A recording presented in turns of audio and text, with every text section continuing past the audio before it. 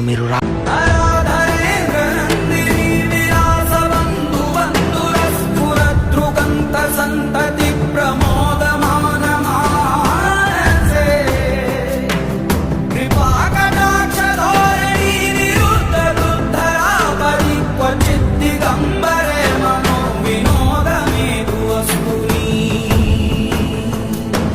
जटाभुजंग पिंगल स्फुरत्पणामणि Prabha कदंब कुंकुमद्रव प्रलिप्त दिग्वधूमुखे